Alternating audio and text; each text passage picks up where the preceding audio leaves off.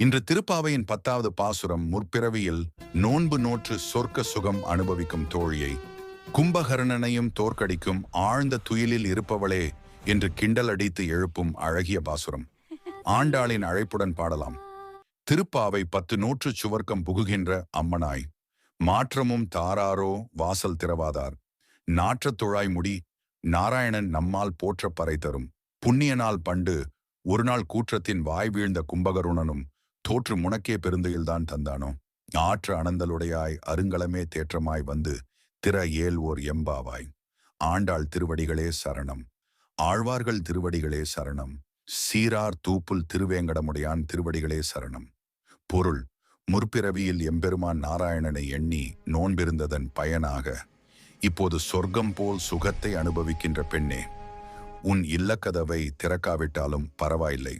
பேசவும் மாட்டாயோ? நறுமணம் வீசும் துளசியை தலையில் அணிந்த நாராயணனை நாம் போற்றி பாடினால் அவன் நம் நோன்புக்குரிய பலனை உடனே தருவான். முன்னொரு காலத்தில் கும்பகர்ணனை தூக்கத்திற்கு உதாரணமாக சொன்னார்கள். நீ அவனையும் தோற்கடித்து விடுவாய் போல் தெரிகிறது. சோம்பலின் இருப்பிடமே, கிடைத்தற்கரிய அணிகலனே, தடுமாற்றமில்லாமல் கதவை திறந்து வெளியே வா.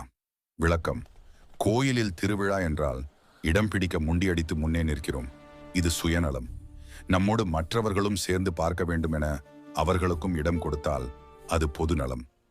ஆண்டாள் தான் மட்டுமின்றி எல்லாரும் இறைவனை அடைய வேண்டும் என்று அழைக்கிறாள். புறப்படுவோமா?